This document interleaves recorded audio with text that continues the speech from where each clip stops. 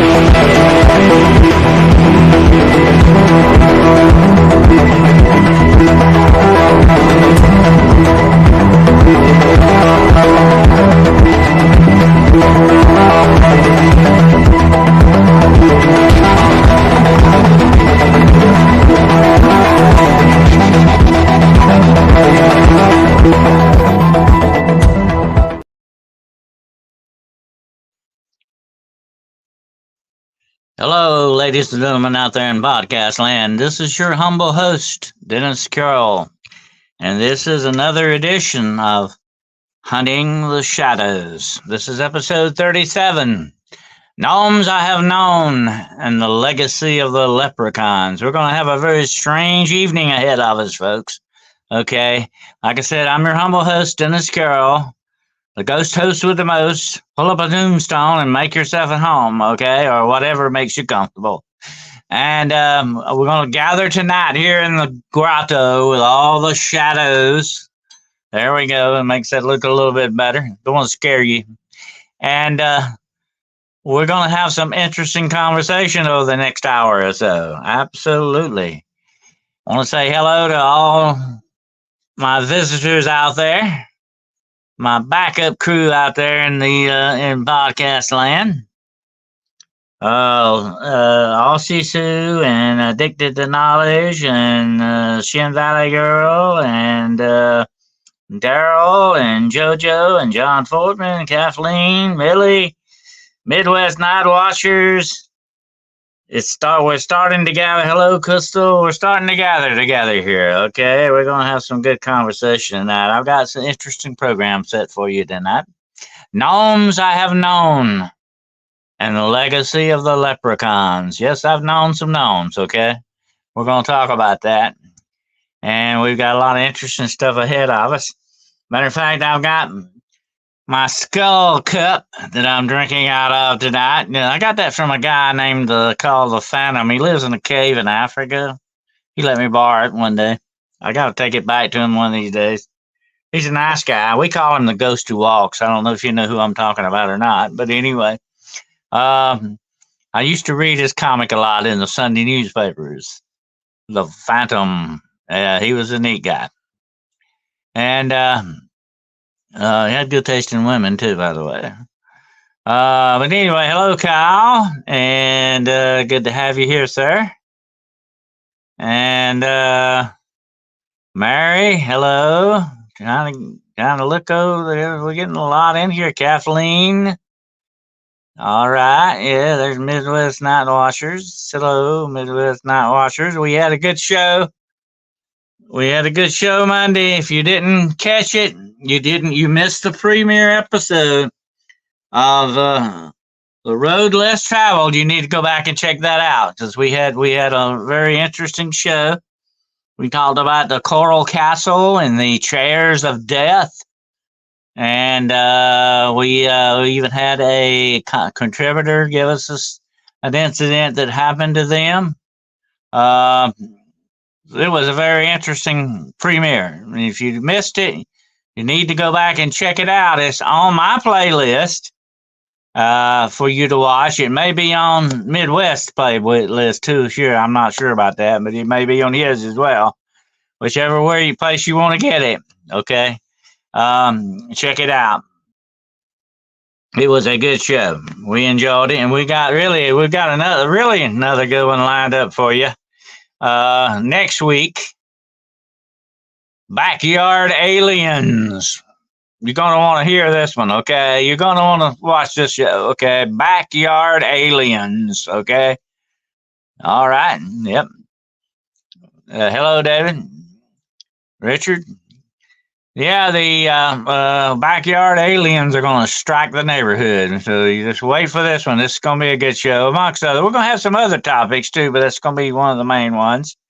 And then this Friday night, you definitely do not want to miss Paranormal Point of View. We're going to have a little spiritual warfare on there Friday night, folks. We're going to be talking about taking back control and breaking curses. If you feel like you've got a curse on you, you absolutely do not want to miss the show, okay?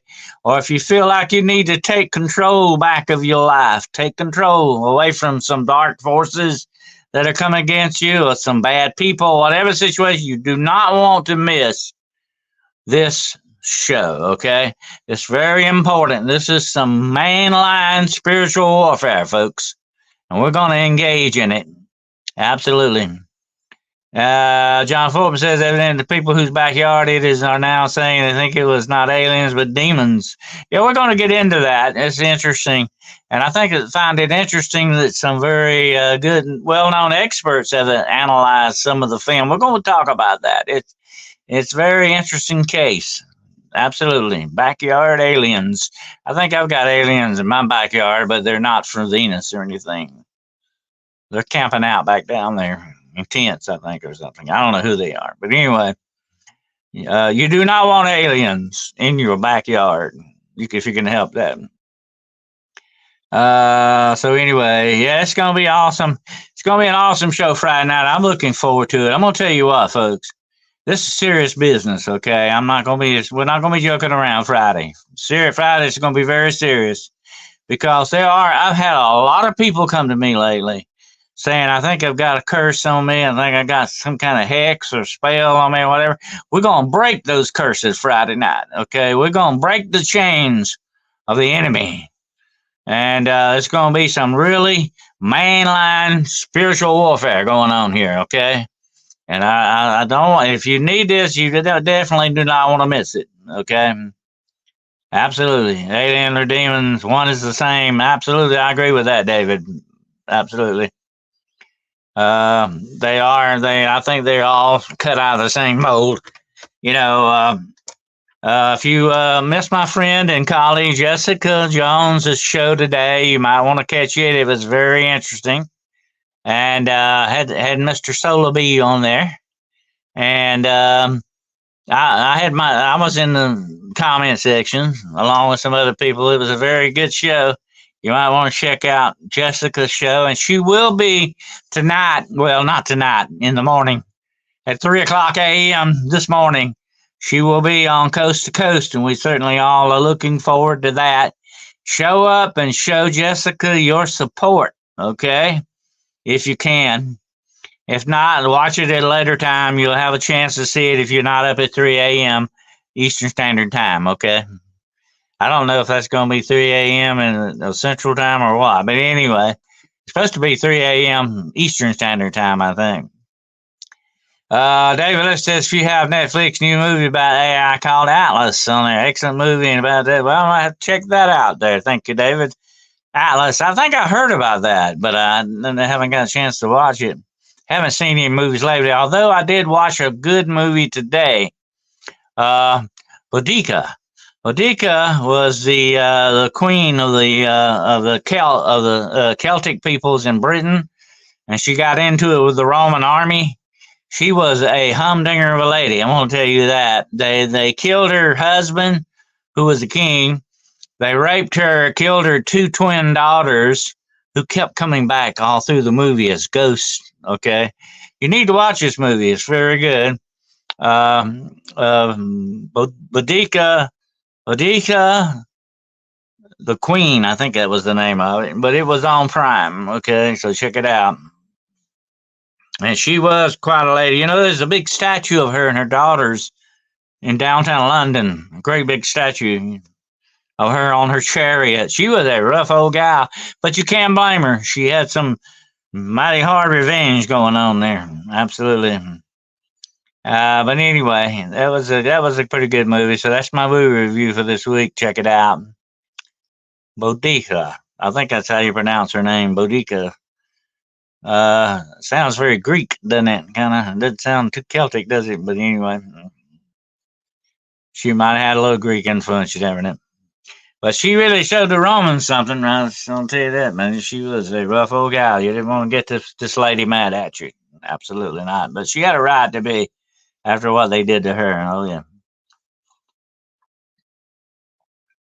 But anyway, um, the Romans were never known to play too much too fair with anybody. I don't think that much, especially Nero. All this happened in the time of Nero, and Nero wasn't all there anyway. I don't think.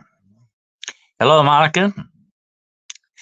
But anyway, that's Shiro. Hello, Shiro. And anyway, that's a good movie. Check it out if you get a chance to watch it. So tonight we're going to be talking about the little people. You know, the little people, the legend of the little people. They're all over the world, in almost every culture that you come to, you will find a mention of the little people. Now, Jessica's show today was about giants, and I've always been fascinated by giants. But also on the flip side of the coin, the little guys have always very much intrigued me as well. The Apache Indians talk about the little guy, the little people. The Cherokees talked about them. They call them the moon-eyed people. You've got the elves. You've got the leprechauns. You've got the pixies, the sprites, the goblins, the hobgoblins. Then the list goes on and on and on. Brownies. The list goes on. You got a bunch of little people out there. Whatever name you want to call them, you're still talking about diminutive little human beings, humanoids. And that's what we're going to talk about tonight. It's a fascinating subject, by the way. Gnomes I have known, and the legacy of the leprechauns. First of all, I'm going to talk about the gnomes. Gnomes are cute little guys, all right. Let me show you a picture. I think I got a picture while I'm here. Hold on a second. Nah, thought I had a picture of them, but evidently I don't. Uh-oh. What's going on with that? Doing some weird stuff tonight. Get the aliens off. All right. No, I thought I had some gnomes, but I don't. But anyway, I'll talk about the gnomes. Also, you have sightings of these things in South America as well. The duendes, I think they're called. Duendes are little gnome-like beings. Now, if you've ever read my book, The Road Unseen, a friend of mine, Brandon, the guy who helped me kind of he edited my book. He put a story in there of something that happened to him when he was a little boy, where he actually saw something like that. And he went down a hole in the yard there, and he tried to put a stick in there and all that. The hole went way deep. It was not a unusual hole. It was called like your rabbit hole. It didn't have a bottom to it, I don't think, or it didn't have one you could find very easily. He saw this thing. If you go back and read the description in my book, he describes it as being very much like what you would think these things would look like. It was wearing fur, some kind of fur on it, and it was a very wild-looking thing, and it would probably stood about a foot high, the way he said, maybe 12 inches. You would not believe the thousands upon thousands of case histories that I have gone over of people reporting these things in their houses or in their gardens, on their patios, in the woods. Just about everywhere that mankind goes, you will run into the people, the little people, okay? Now, a lot of legends and stories have grown up around them over a period of time. Of course, they're called different names. The elves and all that stuff. You know, in Greenland, elves are so well thought of they have constructed, they would go around what was supposed to be elf hills, or forts as they call them, fairy forts. They would actually divert their highways that they would make around these forts without trying to disturb them. That's how much they believe in elves in Iceland, okay? Elves go way back. Well, your elf is really a diminutive, supposedly a diminutive thing as well. But now, going back into real folklore, elves were actually, the real true elves were actually about human size, okay? But they were special kind of people. They had a magical ability to them. They had the glamour. I've talked about the glamour before. That's not the Hollywood glamour with the movie star sticks themselves up to look good.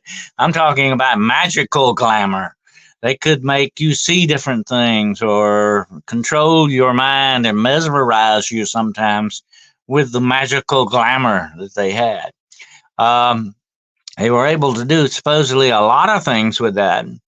So that's an interesting part of, makeup of these. But the elves were supposedly supposed to be, and so were the normal fairies, human-sized people. But then you got into the more smaller people, which were like the brownies, the sprites, the gnomes, and all that. So I've got a little comical story to tell you about gnomes that I have known. Okay, well, one gnome in specific. I had once upon a time a hobby of mine. I used to garden a lot. I had a garden. I'm talking about a flower garden and not a vegetable garden here. Okay, I used to have a lot of flowers in my yard. I still do, but they've gotten way out of hand. I haven't got a chance to work with them in a long time. But I used to do that a lot, and I had maybe one or two little statues. But I had a little gnome. Oh, it was probably about a foot high. Had a red cap, the traditional looking gnome. I called him Normie. Normie the gnome. Okay, that's short for Norman. Norman the gnome. And I stuck him out there in the yard, And he had a strange face. Most of the gnomes, these just statues that you see, they're smiling all the time. They got a friendly look on. This guy did not look like that. He looked like he was actually mad at somebody, okay, a lot of the time. And so I noticed something strange about Norman, though. Every now and then, he would move. I'm not talking about I didn't see him actually moving. I would come out in the yard and he would be a little ways over somewhere else. And honest to gosh, I didn't move him. I never touched him that much, okay? He was just sitting out there. But he began to I would find him in different places in the yard. I would find him here and there and whatever. He never did get up on the picnic table or anything like that, but I'm just saying he would kind of be in different positions in different places, and I didn't mess with him. And it could have been the wind, but it could have been something else. It could have been somebody playing around. I don't know. I'm not going to say this is supernatural, okay? But I think Norm the gnome, had it in for me, okay? I mean, I think what it was, the dog kind of peed on him a couple of times, all right? And I think he got kind of mad about that. Because one day I come out and Norman is gone. I think he left. I think he packed up and left. Don't pee on my leg and tell me it's raining, okay? So I think Norman left, and that's it. I have not seen him since, okay? That's my little story about the gnomes I have known, okay? That's it. That's it. So there you go. Can you send this in the full story and the Dennis of the Monday Night Podcast? I want to hear the full story. Oh, yeah, what we got going on here, David Pardue has got a story here. What we got? David, when I first started researching Bigfoot, I got in game cam picture of a little critter 10 or so. Okay, I definitely would love to see that. And if you'll send it to me, I'll show it. Definitely Monday night. Or if I get it before then, I'll show it even on Friday. There you go. But that's weird. Yeah, that's my story about Norman the gnome. Okay. Whatever happened to him, I think he got mad about the dog incident and he up and left completely. I don't know. But there is an old folk tale that the statues of gnomes actually come alive at night and move around. Some people swear they have seen this happen. Okay. That they move around, mess around in the garden or whatever it is they're doing, gnomes do, And I thought about that. When I heard about this later, I said, well, maybe that's what my gnome was doing, I don't know. It's kind of strange. Now, he didn't move around all the time, but every once in a while, whenever I would pay attention to him, I would say, he just was not there last time. I was looked at it. It's really weird, but that's my story, and I'm sticking to it. Okay. But anyway, it's not seeing it again is a good thing. I'll be. I'm kind of glad he left. If he's going to be freaky like that, maybe he should go on somewhere else. The dog may have packed Norman off. I don't know. He might have dug it. Might have dug a hole, and buried him somewhere. But I never did find him. That was it. I didn't look real hard for him. He just wasn't there one day. So I thought, it's good to let sleeping gnomes lie, I guess, Reminds me of trolls turning to stone, Johnson. Yeah, there you go. I don't have any trolls in my yard. I keep running into a lot of trolls, but they're on the internet. And that's the other kind. If I saw one come live, it would turn into a clay pigeon. It hopefully be flying up when he does that, right? We don't want to shoot any of the neighbors. Fisher Smile. I like that name. Okay. So anyway, that's my gnome story. Okay. But now getting back to the original regular gnomes. Okay. They were supposed to be there. Some of them have the job of making cookies in a tree, but we're not going to talk about those guys tonight. Anyway, those are the elves. Okay.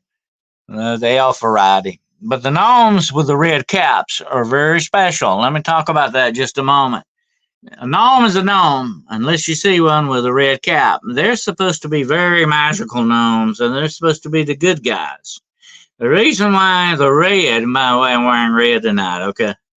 The reason why they have the red color is supposed to be a guard against magic, okay? That's why the red hat, okay? It's supposed to be a guard and color against magic. Blue is the color of magic. I'm going to do a show one day on colors, the different colors and why they are and why people don't burn different kinds of candles and all that. I'm going to do a show on it. It's fascinating stuff. A lot of symbolic stuff in colors, okay? Like white is purity. Red is against magic. Witches are supposed to not like red too much. I'm talking about the bad witches, okay? And the bad fairies don't like red either, supposedly. Kind of like iron, iron. We talked about that before, but anyway. The interesting thing is the different colors. But that's the thing about the red caps, okay? They're supposed to be the good gnomes. The bad gnomes wear other colors. It can be green or off white or whatever color, brown or whatever. Those are usually sort of the ambiguous gnomes. In other words, you never know if they're good or bad. But the really, really good guys in the gnome world wear the red hats, okay? Don't forget that. That's part of the legend, all right? But anyway, the interesting thing about gnomes are sometimes, if you're in good with them, they'll help you around the house. They run the rats off. They keep the cat happy, supposedly. Keep everything going good. If you're in good with them. If you treat them good, they treat you good. If you treat them bad, then you're going to have a problem. That's just the way gnomes work. And but that's the thing about gnomes. Now, duendes in South America are not happy-go-lucky guys. These are evil things. They actually hurt children, supposedly try to kidnap children sometimes for who knows what purposes, whether to eat them or try to procreate with some child, whatever the situation is, whatever they're up to. They're not good, okay? The duendes, they're bad dwarfs or whatever name you want to give them. They're the bad guys. I think they resemble more like the traditional goblins.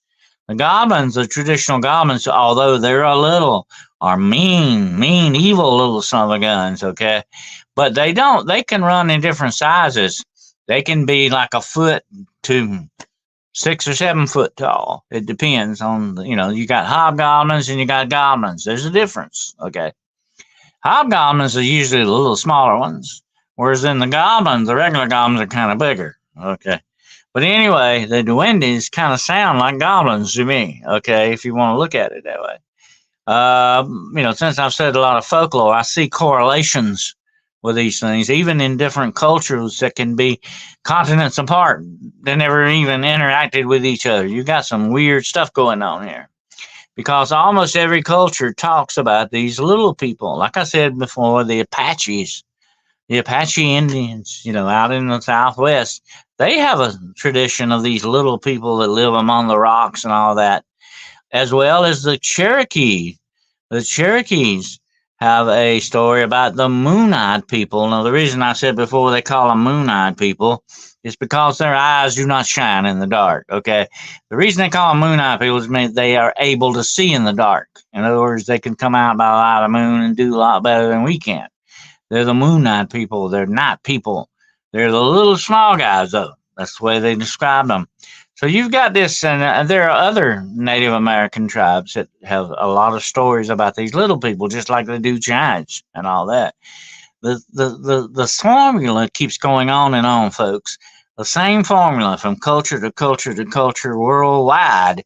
The Polynesians, the Eskimos, the list goes on. The Europeans, the Greeks, the list goes on and on and on and on. Okay. Whatever culture you look at, you will find giants. But on the flip side, you got the little people. Even Africa, we do know that there are pygmy tribes. But we're talking about Africans believe in people even smaller than that. They believe in the little smaller people. I can't think of the name of them right now. They have culture awareness of that. So that is a very strange thing to me, okay? That this would pop up. That tells me one thing, that some of these people saw something like that for it to pop up in so many different cultures. Is it true by calling out good man to the little people they will appear? I don't know about that. I've heard that. But there's supposedly, here's some things you don't do. Here's one thing you do not do at night. You never whistle at night. And there's a reason behind that, supposedly. And there are several different folklore reasons behind that. First of all, it's supposed to get the attention of demons and bad witches when you whistle at night. You're calling up something bad. And if you're especially out in the woods and you whistle at night, you might be, for all we know, contacting Bigfoot or Dogman, but you're also supposed to get the attention of the little people, which is not good at night. Because only usually the bad ones are sneaking around at night. And so that's a problem you may run into. So it's just not a good idea, general good idea for anybody. That includes women, and not just women, but men and women, to whistle at night. It's not a good idea. You might whistle up some trouble, especially if you're whistling by the graveyard. Pygmies, yeah. The pygmies are smaller people. They probably run around to about 3 foot, 3 or 4 foot. The African pygmies do. They are a mean bunch of guys, though. You don't want to get on their bad side either. No whistling at night, Homeler. Yeah. It's not a good idea to whistle at night, supposedly, because you will whistle up evil. That's what the folklore says. You will whistle up evil, whatever it may be. Never ever whistle into the darkness. That's right. I did that once, and I had something whistle back. I have to talk about that sometime. It's an interesting story. But it turned out it wasn't supernatural, but it was still bad, very bad. I think I'm in big trouble. I whistle animals when I'm calling them. You better be careful about that, freak geek. Juno says there is a medicine woman who feeds the little people, even puts out a little cookware, plate, spoon, etc., and they will turn and bring her. That's right. And I got a thing. I saw this the other day. I think it might have been on Instagram. I didn't get a copy of it, though. I'd love to show it to you guys. But this guy in South America has found this little small village. And I'm talking about houses only about 2 foot tall, maybe. And it's got windows and doors in it that only little people could make. Okay? I mean, it would be very hard for a regular human to have done all this. I mean, this is a village made out of stone and stuff like that. And they dug this up, I think. And it's got little doors and windows, got upstairs in it, bedrooms, the whole works, like little stone doll houses. but they supposedly said who inhabited a place like that, and you could tell that something had lived in these things. They were lived in. Okay, very strange. I'd love to show you that, but I didn't have a picture of it. Just said they found the little people graves at one of these universities doing projecting project in Tennessee. Didn't I forget the details? Yeah, I think I remember hearing something about that. Well, there have been supposedly diminutive humanoids found all over the world, different places, mummified humanoids. And I know we're not talking about the big ones. We're talking about that long, maybe about a foot or something like that at the most. We're talking very little people here. Okay, we're not talking pygmies. So, hey, Monica. So it's something interesting going on. Did they dig up in the graves? Yeah, I wonder about that. I never heard too much more about that. I don't know. Ex-U.S. Army never even whistle in battle. Oh yeah, you're not supposed to do that. It is supposed to be a bad thing. See, whistling goes along with the bell. You remember I told you about the bell, the book, and the candle thing. Okay, the bell when it rings, it sort of has some kind of interdimensional effect on the atmosphere. So does whistling. Okay, it's along the same lines as ringing a bell. Okay, when you ring a bell, you're doing something different. You're sort of interdimensional kind of thing going on. Okay, so you got to be very careful about that. Hey, I don't whistle. Says my late mother always said, "Is a whistling woman and a crowing hen is neither is good for God nor men." She was very into superstition. That is old superstition about a woman whistling. That was supposed to be bad luck. For a woman to, well, I don't know why a woman, I don't know, but that's just the way that went. Hello, Wizard Moon. But anyway, whistling is sort of like the bell thing, okay? It can stir up demons. It can supposedly get their attention.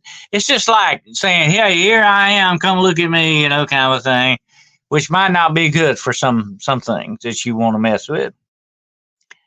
You have the Minahuni from Hawaii. Yeah, the Minahuni, yeah, plus they coexist in the 15-foot tall Polynesian. So you got this all over the world. I mean, all over the world, you got these little guys, okay? That's enough of gnomes right now. Let's turn our attention to the legacy of the leprechauns. Leprechauns are fascinating, okay? Leprechauns have been around a long time. They're tricky little devils, though. They're tricky little guys. Be careful if you ever deal with a leprechaun, okay? Now, leprechauns supposedly run from about a foot to maybe 2 foot tall at the most, okay? That would be your tallest leprechaun. But now, let me say this about leprechauns. They ain't at the end of the rainbow with that pot of gold anymore, okay? Forget about that. And by the way, don't go looking for that pot of gold because somebody's probably already got there before you and it's just an empty pot, okay? But that would be my luck. Okay, if I found the pot of gold, the end of the rainbow. But I'll tell you where the leprechauns ended up at. They ended up in the trees. There have been many, many reports of people seeing leprechauns up in the trees. Now, I know this is weird. Why would a leprechaun get up in a tree? Well, maybe they like climbing trees. I don't know. But you've got a lot of reports of people saying they see these leprechauns up in the trees. And it's kind of a weird, it's kind of a sort of a weird urban legend kind of a thing going on with the leprechauns in the trees. The people keep seeing these leprechauns. Now, usually they only see them in the summertime, okay, amongst the leaves in the trees, because leprechauns supposedly dress in green, by the way. And that would be a perfect place for them to hide in the green leaves of the trees. But that's really strange. Why leprechauns? I like your modest there, Wizard Moon. You got a rainbow and a moon there. Okay, good. But I keep chasing the end of the rainbow, but you never find it. That's the problem about that. It's in another dimension somewhere, I think. The end is. But anyway, that's the strange thing about the legacy of the leprechauns. They ended up coming from Ireland, and we've seen these, and they're supposed to be in trees in New York and in Los Angeles. I mean, everywhere. Where are these leprechauns coming from, and why did they follow us all the way over here? Or did we import them and didn't know it? What's going on with that? But they say they are leprechauns and they're up in those trees. If you catch a leprechaun, it's supposed to tell you where its pot of gold is in order to be released. But you'll never get it because it'll trick you. Somehow or another, you take your eyes off of him for a minute and he disappears, or whatever the situation is. They are tricky little devils. They'll make sure you never get that gold, okay? The one thing you never get between is a leprechaun and his gold. That's it. Because that was grounds to kill you and wipe you out, okay? Leprechauns didn't play around with their gold. Oh, that was one way to get on their really bad side. But they don't have a good side to them too much, okay? Usually, like I say, they're always snickering at you behind your back, trying to trick you on succeeding most of the time in what they do. They're very malevolent trickster spirits. So leprechauns can get kind of rough with you. That's the way it goes. But so go out in the yard tomorrow and look up in the trees if you see any leprechauns. Let me know, okay? Yeah, well, some leprechauns, those are some of the good leprechauns, the cobblers. But if you do, as long as you're on the good side, most of the time leprechauns will leave you alone unless you're trying to get their gold. Most of the time they'll leave you alone, but if you get on their bad side, look out, But some have been known, and that's also the elves were blamed for cobblers, for helping the cobblers more than the leprechauns. But some leprechauns would help you out and here's another thing. If you coexisted peacefully with them, if you didn't mess with them and they didn't mess with you, they might help you out once in a great while, just for the heck of it. But most of the time, they're not good guys to run into, okay? That's the way leprechauns roll. Seem to have very bad attitudes. Well, I guess, can you blame them? I mean, if you were that size, you'd be scared of being stepped on all the time, too, wouldn't you? I mean, I guess you would have a big chip on your shoulder, that's for sure. I got on the work calls, and so I'll send you an email. I have a lot for you to see and give me your opinion. You definitely do that, David Pardue. I'll be looking for it. That's ghostwolfdc@gmail.com. Okay, I appreciate that. ghostwolfdc@gmail.com. Okay, I forgot to turn my ticker on tonight. I'm sorry. I'm laying down on the job there. There we go. Anyway, you can also reach me at Dennis W. Carroll @gmail.com too. Either which one you want to use. Let's see. Anyway, have a good night, David. Be careful out there and keep your head on swivel now. So anyway, the interesting thing about leprechauns, their gold. Why are they so attached to the gold? Well, we know gold is gold, of course. Everybody likes gold. Even the Anunnaki like gold. Okay, that was one big thing they supposedly were after. Gold is good, absolutely. Ask any conquistador; they'll tell you. And the conquistadors killed a lot of people for gold. Okay, pirates did too. That's the way it goes with that. But why leprechauns? Well, I guess, if you're a leprechaun, you live in a hole in the ground. You got nothing better to do. I guess collecting gold and stacking it up and counting it every now and then was a fun hobby. That's all I can say. But anyway, that's the legacy of the leprechauns. Why are they up in those trees? You ever ask yourself that? What are they doing up there? Is there a whole branch of leprechauns we never knew about that live up in the trees? That's another interesting question. But in Ireland, they don't talk too much about leprechauns because they're sort of, like, don't talk too much about them, get their attention. You might get on their bad side, and we don't want to do that. But there are actually a lot of people who, to this day, who, if they have a little extra food, will leave it outside for the elves or the leprechauns or the whatever. They'll leave a little food out there for them, or maybe a little water or whatever. Yeah, and which is kind of good. And that tradition carries over into Christmas. Remember, Santa Claus and the cookie in the middle. Okay. You always try to get on the good side of these things by offering them something. And usually food was a big offer. Back in the old days, food was not easy to come by. You didn't have to go to a grocery store and buy stuff off the shelf. You had to raise most of your own food. Okay. The food you got that you ate to survive, you worked with the sweat of your brow to get. Okay. 24/7, 7 days a week, just about. And that's the way that went. So that was a very big offering, that food. And so you try to stay on the good side of these things. If you had a little left over, you gave it to the little guys, to the little folks, okay, the good people as they called them. You try to stay on their good side so that you'd have good luck and things would go better in the house and all that. So that I can see where they were coming from with those food offerings. They were all so dirt poor, none of them had money to give. That was definitely it. So the leprechauns, you can get their gold that way, okay? But I'm sure they were into mining, probably, along with the brownies and the Tommy knockers. They were probably into mining and stuff. But yeah, you always you always left an offering, definitely, to stay on the good side. And it was a kind of a quaint custom. In Battlefield Earth, aliens enslaved humans to mine gold because it's conductive, used it for teleportation circuits, if I remember correctly. Well, yes, the best circuits and connectors in the world, John Foreman, is gold plated most of the time. Those are the best. Absolutely. I've got a couple of plugins like that too. That's gold plated. That's the best conductor. That's probably why some of the ancients venerated gold so much. There have been ancient batteries that have been found. Electricity was not just discovered back a couple of hundred years ago by Ben Franklin. Okay. Matter of fact, he didn't discover it anyway.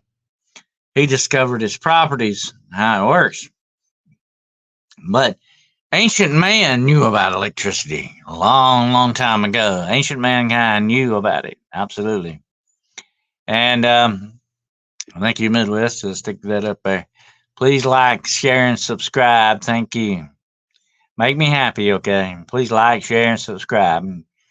Stay on my good side, okay? Just like you want to do with the leprechauns, okay? You remember this movie, The Gnomemobile? Oh, yes, Stan. Yes, I do remember The Gnomemobile. And one of my favorites, of course, was Darby O'Gill and the Little People. That's my favorite one of all. The Gnomemobile was good. But I like Darby O'Gill and the Little People. It had a lot of Irish legends in that.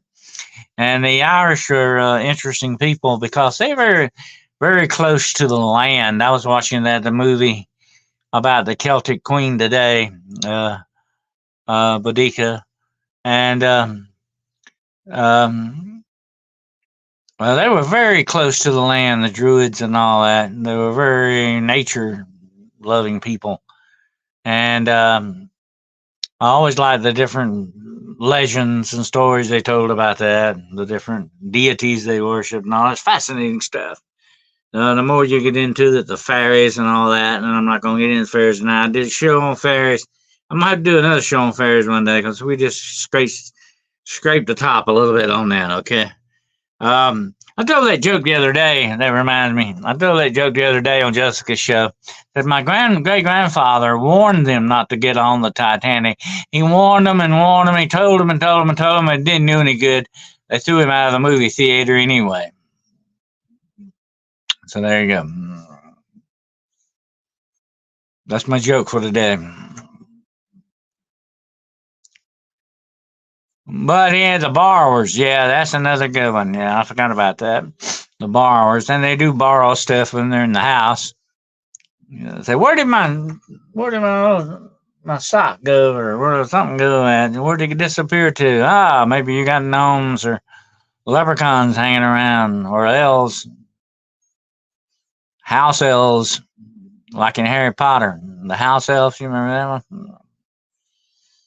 Dobby. He was a good house elf. He was a loyal house elf, as long as you don't give him any clothes. They stay with you. If you give them clothes, then they get independent on you. There you go. You know what I'm saying? They probably form a union or something. You never know. But anyway, oh hey, sweet pea, glad to have you here. Remember now, folks, Friday night will be 9 o'clock. We're not doing it at 8 o'clock anymore. 9 o'clock p.m. Eastern Standard Time. All of my shows now come on on whatever night they come on. It's 9 o'clock p.m. Eastern Standard Time. Okay, they're all on the same frequency now. Okay. So you don't have to worry about trying to remember. One's a different time than the other. They're all on the same bat time, same bat channel. Okay, there you go. As they used to say on Batman. But anyway, that's about gnomes I have known and the legacy of the leprechauns tonight, folks. I just want to talk a little bit about that. But that's just really interesting, how these things follow us around from place to place, from continent to continent. And they exist not only, it seems like, in our folk tales and stories, but maybe they have a place in our reality as well. It's interesting to think about. I think it was in somewhere in the South Pacific where they found evidence of hobbits. Now the hobbits are little guys too, but they're the bigger little guys. They're not as small as the other ones. Hobbits were around about, the biggest hobbit got up maybe about 3 foot, maybe. Hobbits are interesting, but you can see where J.R.R. Tolkien got the hobbit idea at from the leprechauns, of course. They got a lot to share with leprechauns, even the way they dress, the big feet, the ears. Look very much like leprechauns, don't they? Well, they'll do till the real leprechauns show up, I guess. But hobbits were that way. Dragon Collectors, okay. Well, you have to go back and watch the beginning of the show, but yeah, it's going to be 9 o'clock. And I want to announce again that you do not want to miss Friday's show. We're going to be doing some spiritual warfare Friday. Friday's going to be real serious, okay, folks? Because I've had a lot of people come to me lately saying, oh, I think I may have a curse on me, I may have hexes on me, things are just going bad, or things are going bad and need control in their life. That's what our theme is going to be about Friday night. Taking back control and breaking curses. And we're going to do that. We're going to set some people free Friday night, okay? We're going to break the chains of the enemy, folks. So you do not want to miss that program, okay? And back to the Iliad. I don't know what you're talking about, the Iliad. What is that? Back to the Iliad. Anyway, you do not want to miss Friday night. If and then Friday's going to be some real heavy duty spiritual warfare going on here. Okay, we may see some miracles Friday night. Okay, all right. We'll look for some miracles that happen Friday night. And if you feel like things are going wrong in your life, you feel like your life's out of control, you do not want to miss Friday night's show. Okay, you will be set free. Trust me. There's a way to break these spells, even generational curses and spells that are put on people. Okay, there's a way to do it, and that's what we're going to do Friday night. So anyway, I got them open for questions. You want to know anything about the little people and all that? Discussion's still ongoing here. Beautiful sunset tonight. Yeah, I like a good sunset.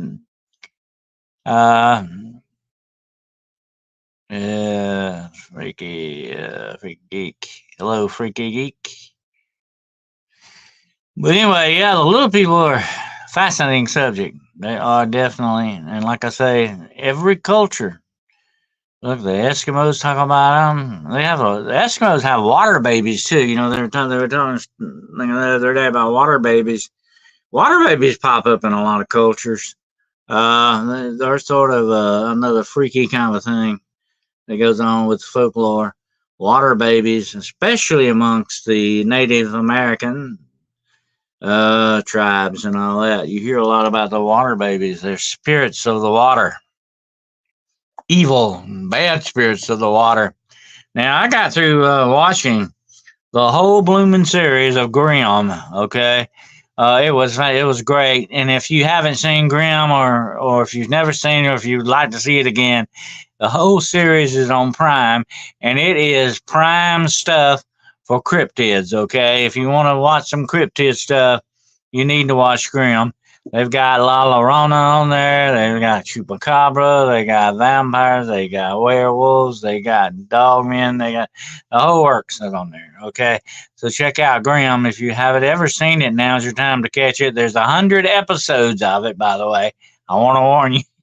Okay, there's 100 episodes, but it didn't seem like it was that long. It was so interesting to me. It's been a long time. There was a few of them I'd missed at the time, and I was glad of it. But it ends. They actually end this series the best way. It is a fantastic ending, great ending, really good ending. I like it when it ends good. You shouldn't drag people to the cliff and drop them off. You shouldn't do that. You should have it end good, and they really do with that. Water Baby is an interesting book. In the book of that name, they're dead children. Supposedly, some of them are the spirits of dead children that drowned, and they want you to drown with them, kind of thing. Graham, one of many great shows taken off the air too soon. Oh yeah, yeah. Well, they did end it good, though. It did end good instead of being, just cut off. It did have a good ending to it. And that last episode is wild, wild ending, but it is a fantastic, good ending at the very end of it, the way it ends. What app is it on? It is on Prime, Amazon Prime. You can watch it on that, Monica, if you've got Amazon Prime on Fire Stick or whatever. Some people have Fire TVs. I don't have a Fire TV. I have a Fire Stick. I watch it on there. The whole series is on there. You can start from the beginning to the end. Like I say though, be aware it has 100 episodes, and you can skip what you want if you see one you don't want to watch. But some of them are two-parters. Like when his mother comes back, his mother's a Grimm, and his aunt was a Grimm. It's a great show. It's a great TV series. It was one of the best series on TV at his time. That's before TV went so woke and all this bunch of junk, They told good stories then. Nowadays, it's a complete waste of time. The attempts of returning garden gnomes started in France. They thought gnome spirits were trapped in frozen form. Well, I don't know. I heard about that, but I talked about my gnome, Norman the gnome earlier. He was kind of freaky. Like I say, he wasn't a happy-looking guy. He didn't have a big smile. He had a friend. He was just like, he hated the world. Had a look on him. He just had that kind of look. And honest to God, I would come outside, he'd be moved somewhere. I'm not saying he'd go a long ways now. He would just be a little ways. He would move around, and why he done that, I don't know how he done that. I'm not saying he was supernatural when he came alive, and I don't know that for sure. But one day I go out there and he's not there anymore. I figured he got tired of the dog messing with him. I don't know. I think the dog liked to wet on him once in a while. But anyway, I guess I would leave too. Did Norm's face or body ever change? No, I never noticed a change in that. And of course, I didn't look. I mean, it was just something like I thought was kind of odd, but I didn't investigate it. You know what I'm saying? I wish I had, in a way, because it was kind of retrospect, looking back, it was kind of weird, but I always thought, maybe somebody was messing around with him. There was no reason for anybody to be in the yard doing that. I mean, I don't know why they do that. And the dog, I never saw the dog ever pick it up in his mouth and move it. I never saw that happen. But it would just, I just happened to notice it and it was kind of something like you just kind of side-eye a little bit, but you don't investigate the way you should. You know what I'm saying? So I just kind of, noted it, but didn't noted real important on my list, you know. Yeah, that's the woke bull. Yeah, so I tell you, Monica, they're destroying Hollywood with woke. I would not give you. You cannot hardly pay me to walk into a theater and watch this crap that they think is passing for entertainment nowadays. It's ridiculous. Hello, Roger. It's ridiculous, John. I mean, I want to see that stuff. I want to see a good story, uplifting kind of good story. Now, this is a horror movie. That's a different thing. But I'm just saying, you want something that makes you feel good. And some of these horror movies, they're nothing. They're not real horror. All they are torture movies. Okay, I got to say that. I was looking at one the other day while I was deciding whether to watch it or not, and I watched a preview on it. And I said, it's nothing but torture. That's all it is. Going around cutting up people, torturing them, and making them scream and all. What fun is that? I mean, that's sick. In my book, that's kind of sick. You know, I don't know. Maybe I'm just an old fuddy duddy there.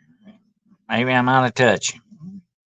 But I mean, that's not real. I mean, if I see, once in a while, I find a good horror movie that actually tells a good, scary story that actually makes sense and it's not just a bunch of blood and gore and special effects thrown in your face. I mean, a real good story, you know?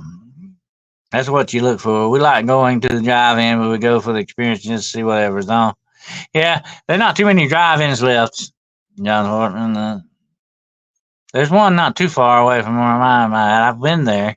It's fun. It brings back old memories. When I was a kid, we used to go to the drive-in. I must take some hot days to the drive-in sometimes at night. Yep. When I was 5 or 6, a little green gnome-looking creature with jagged teeth was hanging to the arch of my doorway. I talked to it at night all night, and it told my mama would help it get down in the morning. Oh, yeah. That's weird. Ah, so you ever actually see it move? But that is one of the legends of the gnome statues that at night they come alive and mess around in your yard. I never saw that happen.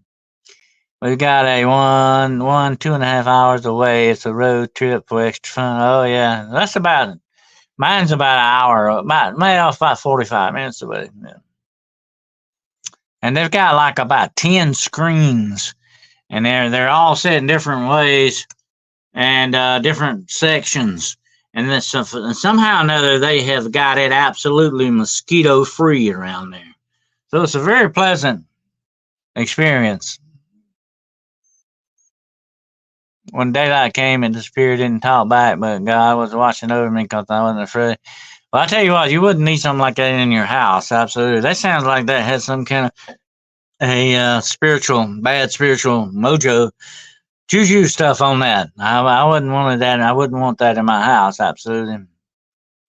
I just filmed a triangle craft falling a plane 5 minutes ago. Oh, I'd like to see that Woo Rider. That sounds interesting. I saw one of those myself. That was the UFO incident I had where I saw that thing was as big as a football field, completely silent. I could have hit it with a rock. That's how close I was to it. And it was triangular black, a weird black color. Triangular. I didn't have any lights on it because it was daytime, I guess. It didn't have any lights I could see on it. But it was a freaky incident. I'll talk about that in my book and the weird things that happened after that. Would you write that story up in full sentence with Dennis's reader story podcast? I'd love to hear all the details. Yeah, do that. I know, I like to hear it. That's right. Send all of your observations, letters, whatever, stories. Might end up in one of my books one day. You never know. Okay, so send them to us. We'll read them on the air. If you don't want to come on the air, tell everybody. We'll read them on the air for you. Okay, I got some more I got to read. Monday. If nothing happens, we'll be reading some of those. But Dennis, thought you would have taken your vampire lady friend in the movies.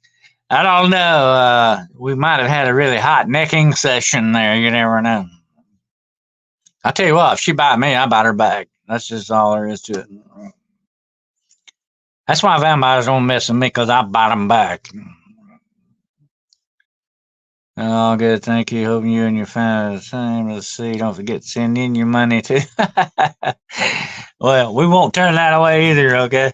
Absolutely. No. By the way, speaking of sending stuff, I got the stickers here now, folks. We're gonna have we may do it Monday. I don't know. I got to set up for a while first, though. But we're gonna be sending out some free stickers to everyone. There, get that online there. There, get the free stickers, and we got the new one here, the square one. We got some of those, so we're gonna have a little contest and gonna have a giveaway. Maybe this Monday. We'll see. We'll do it this Monday, and you don't want to miss it. You might be a lucky winner. I seen UFOs. Monica says they were completely round and gold. Ah, that's interesting. You don't hear too much about the round ones that much anymore.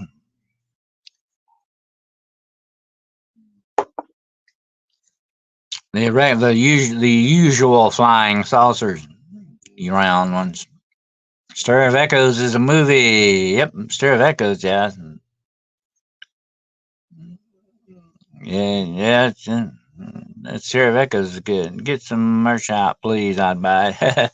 Well, I'm working on the merchandising thing, so you got to set up big time for that, though. Unfortunately, I don't have a big operation going on here.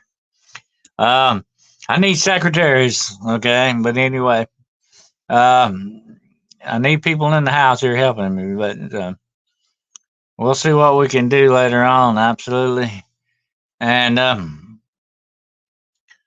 I thought about trying to get some T-shirts in, but it really would be easier for you and cheaper for you to order them through that company with my logo on them. You're still helping me out. You're spreading the word there, you know. Even though I don't get any monetary value out of it.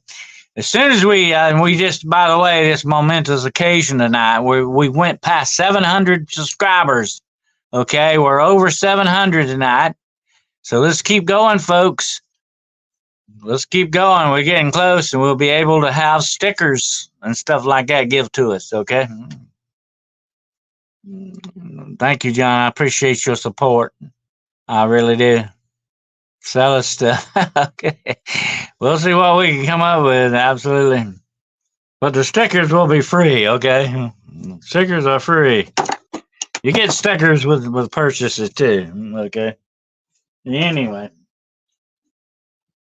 Make sure you all don't forget the Cryptid Hunters tonight or 3 a.m. in the morning this morning coming up on Coast to Coast.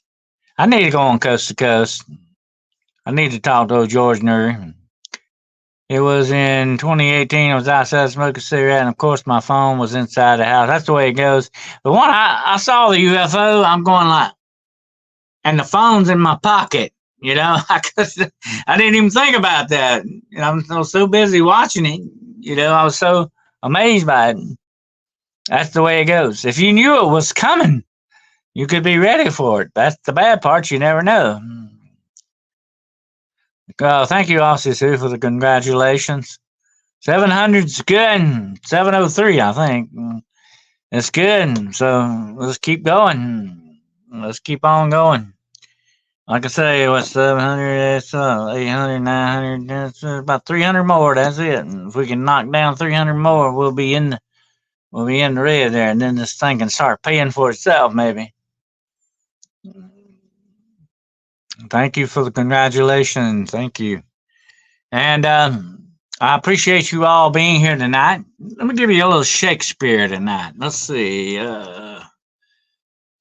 I'll give you a little Shakespeare.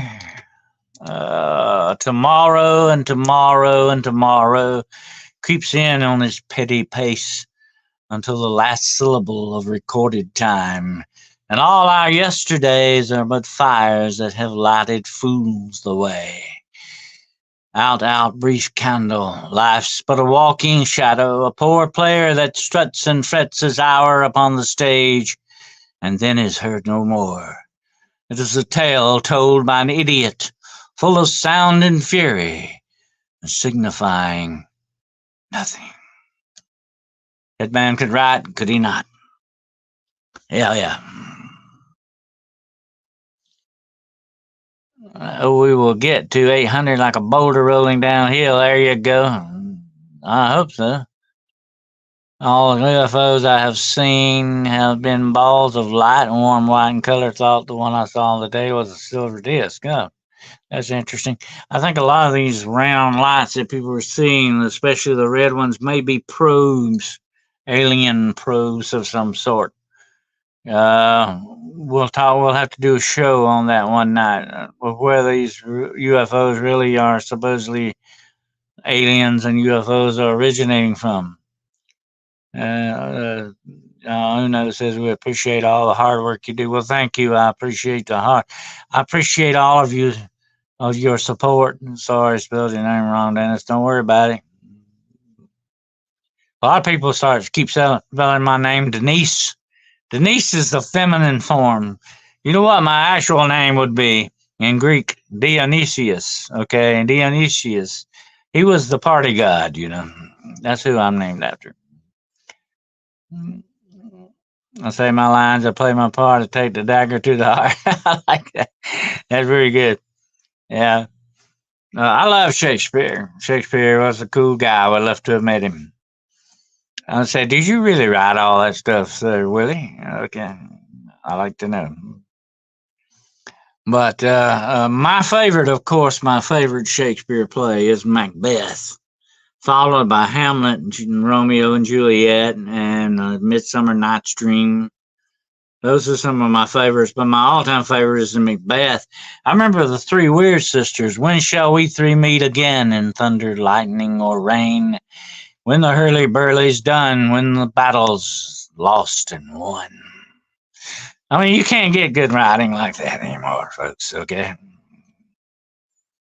Autocorrect is not always your friend. Absolutely not. Do not trust it too much, okay? It will misconstrue you real quick. I've had it happen. We all have had incidents of that. But anyway, I appreciate you all being here tonight.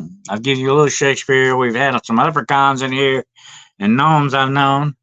So I think we hopefully had entertained you for an hour or so tonight. And I appreciate you all being here. And keep those cards and letters coming in, folks. And keep showing up. Who knows what else you might see or hear. Friday night now. Friday night, you do not want to miss it, okay? If you've got some problems, I want to see you here Friday night. Even if you don't have any problems, I want to see you here Friday night. So we're going to do some heavy-duty spiritual warfare Friday night, okay? So actually, I want to see some people get free Friday night, all right? And that's at 9 o'clock now. Don't forget, not 8 o'clock anymore. 9 o'clock p.m. Eastern Standard Time. Everything is 9 o'clock now. And I want to thank you all for being here, and I hope you all have a fantastic rest of the week. And until we get together again Friday, be careful out there. Nas aventus quartus. That means we adventure forth, okay? And make sure we do that. And until we get together again, remember, omnia exuit in mysterium. All things end in mystery. Embrace the mystery.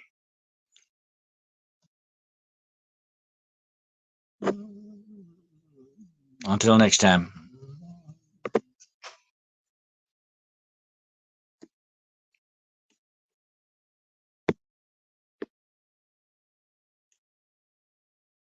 Hunting the Shadows.